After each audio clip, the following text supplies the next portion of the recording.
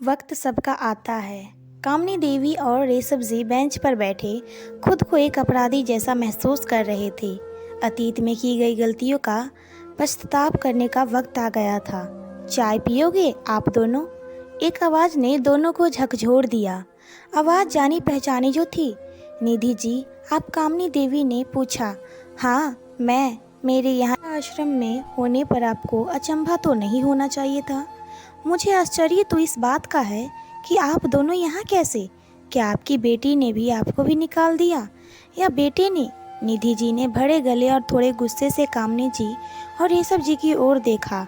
कामिनी देवी और रेशम जी दोनों बिना कुछ बोले अपना सामान उठाया और अपनी कमरे की तरफ बढ़ गए। निधि जी का अतीत आज फिर उनके सामने आ गया था। कामिनी देवी की बेटी रानी को बड़ी धूमधाम से निधि जी अपने घर की वधू बनाकर लाई थी। निधि जी के एक ही बेटा था, ध्रुव। बेटी की कमी रानी ने पूरी कर दी थी। निधि जी ने रानी को भरपूर प्यार और सम्मान दिया। पति का साथ तो पहले ही छूट गया था, अब तो उनकी जिंदगी ध्रुव और रानी के इर्द गिर्द में घूमती थी। रानी को कभी किसी चीज़ की कमी ना होने दी। शादी की 5वीं सालगिरह पर रानी और ध्रुव को निधि जी ने भेंट स्वरूप अपने घर के कागजात सौंप दिए। निधि जी का कहना था, अब तो यही तो मेरे बच्चे हैं, इन्हीं का सब कुछ है। आज दो या कल, फिर कल इन्हीं को देना है। मम्मी जी, आपका रानी हार मुझे दीजिए ना पहनने के लिए। भाई की शादी है, मैं सबसे अलग दिखना चाहती हूँ। रानी ने अपनी सास निधि जी को कहा। हाँ बेटा, ज़रूर पहन ले, लेकिन थोड़ा ध्यान रखना बेटा, शादी में बहुत लोग आएंगे जाएंगे, इधर उधर मत रख देना। हाँ मम्मी जी, ध्यान रखूंगी, रानी ने बोलकर रानी हार अपने कब्जे में ले लिया। जब शादी से लौटकर आई तो 2-3 दिनों तक रानी ने रानी हार के बारे में कुछ नहीं कहा, न वापस निधि जी को दिया। निधि जी ने भी संकोच में कुछ न पूछा। बेटा रानी, वो जो रानी हार है वो वापस संभाल कर रख देती हूँ, तुम दे दो, निधि जी ने कहा। मम्मी जी, मैंने तो उसे पहले ही संभाल कर रख दिया है। मैंने और ध्रुव ने बैंक में एक लॉकर लिया है, उसमें रख आई। सारे गहने मैंने लॉकर में रख दिए हैं, रानी ने कहा। हाँ मम्मी, रानी ने सोचा, इतना महंगा हार घर में रहे सही नहीं, इसीलिए हमने वहाँ रख दिया, ध्रुव ने कहा। धीरे धीरे हर चीज़ पर रानी ने अपना हक जमा लिया। घर के खर्चे से लेकर बैंक के खाते में सब जगह रानी का ही नाम था। घर तो पहले ही निधि जी ने बेटे के नाम कर दिया था, लेकिन होने को कुछ और ही मंजूर था। एक सड़क दुर्घटना में बेटे की असामयिक मृत्यु से दुख का पहाड़ टूट पड़ा। अभी तो रानी की शादी को 6 वर्ष ही हुए थे।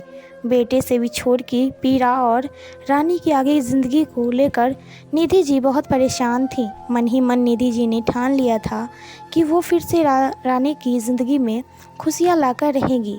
कामिनी देवी और रेशम जी भी अब निधि जी के घर ही रहने आ गए। निधि जी ने सोचा, अच्छा है, बेटे के पास कुछ दिन रहेंगे तो रानी का मन भी बहल जाएगा। लेकिन अब परिस्थिति बदल रही थी। घर में कामिनी जी का साम्राज्य स्थापित हो रहा था। घर में क्या आएगा क्या बनेगा सब कामिनी देवी ही देखती थी। निधि जी अपने ही घर में मेहमान बन गई थी।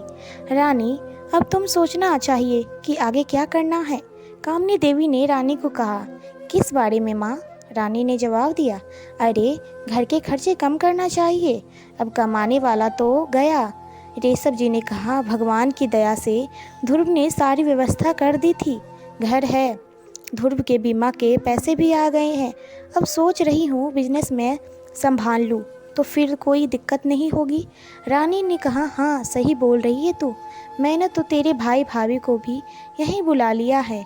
अब वहाँ का व्यापार तो इतना चलता नहीं, तो तेरे साथ ही काम कर लेगा तेरा भाई, तेरी भी मदद हो जाएगी, कामिनी देवी ने कहा।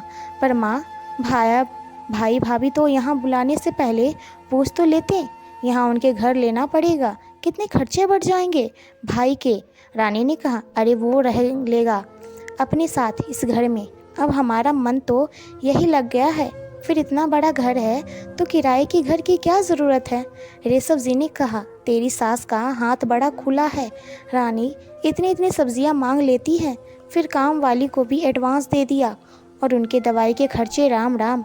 अब ऐसे तो घर नहीं चलता, ना तो तुझे सख्ती बरतनी होगी रानी। कामनी जी ने अपना जहर रानी के कानों में उधेल दिया। बाहर खड़ी निधि जी ने सब सुन लिया। कमरे में आकर क्रोध से अपनी बात रखी। आप माँ बाप होकर अपनी बेटी को क्या शिक्षा दे रहे हैं? मेरे ही घर में मेरे खर्चे गिन रहे हैं। मम्मी जी, आप मेरे माँ बाप से ऐसे बात मत कीजिए। ये घर मेरा है। अब मेरे माँ बाप और भाई भाभी यहीं रहेंगे। आपको रहना है तो रहिए, नहीं तो वृद्धाश्रम बहुत है इस शहर में, रानी ने कहा। रानी के मुँह से ऐसी बात सुनकर निधि जी को बहुत दुख हुआ। हाँ समदन जी, मेरी बेटी ऐसी भी बहुत दुखी है। आपके क्या गया है? आपको क्या दुख? कामनी जी ने कहा। मेरा क्या गया है? मेरा बेटा गया है। बेटे जाने का दुख क्या पति जाने के दुख से कम है? मैंने तो अपने पति और बेटे दोनों को खो दिया। क्या मुझे कोई दुख नहीं? सारा दुख आपकी बेटी को है। निधि जी ने गला भड़क आया। और रानी, क्या बेटी की कमाई, घर व्यवहार में एक माँ का कोई हक नहीं, सिर्फ उसकी पत्नी का हक है। मैं मानती हूँ तुम दुखी हो, मैं कहाँ जाऊँ इस उम्र में? निधि जी गिड़गिड़ाई। कहीं भी जाइए पर मेरे सामने मत आइए। रानी ने अपना फरमान सुना दिया। एक हफ्ते बाद निधि जी को वृद्धाश्रम भेज दिया गया और आज उसी वृद्धाश्रम में कामनी देवी और ऋषभ जी को उनका बेटा छोड़कर गया, क्योंकि अब उनके बेटे बहू उनका बोझ नहीं उठा सकते। रानी के भाई ने रानी के कारोबार पर अपना एकाधिकार कर लिया। भाभी ने भी रानी से सारे रिश्ते खत्म कर दिए। रानी ने भी दूसरी शादी कर ली और विदेश चली गई। माँ बाबा को साथ अब वो नहीं भी रखना चाहती थी। कहते हैं ना, इस जन्मों के कर्म को इसी जन्म में भोगना पड़ता है। वही आज कामनी जी और केशव जी के साथ हो रहा था। अगर कोई उनको लालच में आकर सही सीख दी होती तो आज वो अपने घर में होती। और निधि जी ने तो पहले ही रानी को अपनी बेटी मान लिया था। समय आने पर वो खुद ही रानी की दूसरी शादी करवानी रानी को विदा कर दिया। धन्यवाद दोस्तों।